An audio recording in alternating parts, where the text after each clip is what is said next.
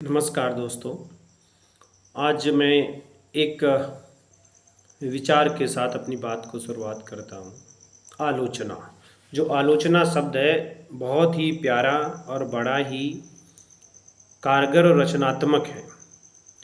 आलोचना के शाब्दिक अर्थ का भाव हम लोग समझते हैं कि आलोचना मूलतः बुराई नहीं होती है कि आलोचना इज इक्वल टू निंदा, आलोचना इज इक्वल टू बुराई। नो, आलोचना में रचनात्मकता छिपी होती है। जो आलोचक होता है वो बड़ा ही सहृदय और कोमल हृदय का व्यक्तित्व का व्यक्ति होता है। कोई व्यक्ति जब किसी की आलोचना करता है, सच्चा आलोचक है। सच्चा आलोचक वही बन पाएगा जो मानवीय हृदय का, जिसके अंदर करुणा है, प्रेम है। क्योंकि एक कह सकते हैं कि माँ के एग्जाम्पल से कि आलोचक को कहीं न कहीं माँ की स्थिति में हम लोग रख सकते हैं, क्योंकि माँ और जो पुत्र का संबंध होता है वही आलोचक और जिसकी आलोचना करी जा रही है उससे थोड़ा हम लोग कोरिलेट करके देख सकते हैं। जैसे कि इसकी मुझे आलोचना करनी है, इस कंपनी की या इस पेन की मुझे आलोचना करनी है, तो ये कोई व्यक्ति इसकी आलोचना तभी कर सकता है जब इसकी उसे कुछ कमियां लग रही हैं, पर वो ये नहीं चाहता कि इसका अस्तित्व मिट जाए। वो चाहता है इसमें थोड़ा और इम्प्रूवमेंट हो जाए और सुधार हो जाए।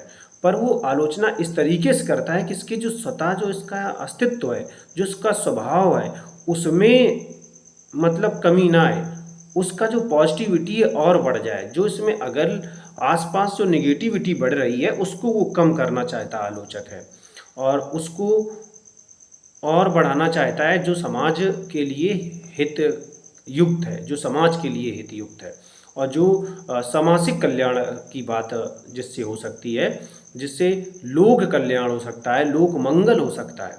तो जो आलोचक होता है वो एक प्रकार की रचना का निर्माण करता है, और जो आलोचक होता है इसके पॉजिटिव और नेगेटिव दोनों एस्पेक्ट को ध्यान में रखता है, और तब वह आलोचना करता है। और आलोचक की जो मूल दृष्टि होती है, वो जिसकी आलोचना कर रहा होता है उसके मन में उसके विकास की इच्छा होती है, और उसे सुदृढ़ और मजबूत और उसे सुसंगठित और उसे समझदार बनाना चाहता है। अगर व्यक्ति के परिप्रेक्ष्य में देखें तो उसे और समझदार बनाना चाहता है, और कुछ उसे अच्छा देना चाहता है, और उसकी जो कमियां हैं उसकी तरफ उसका ध्यान आकर्षित करके, और ध्यान कमियों में आकर्षित करके नहीं कि वहीं रुक गए, बुराई कर दिया, ये तो ऐसा है, ये तो बुरा है, बस इतना कह करके नहीं।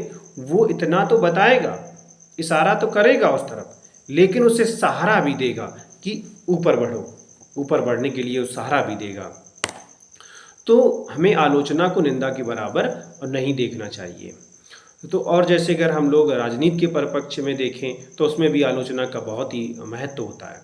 आलोचना बुराई या निंदा नहीं होती है। निंदा अलग चीज़ है और आलोचना बड़ा ही सकारात्मक शब्द है और बहुत ही अच्छी विधा और शैली है।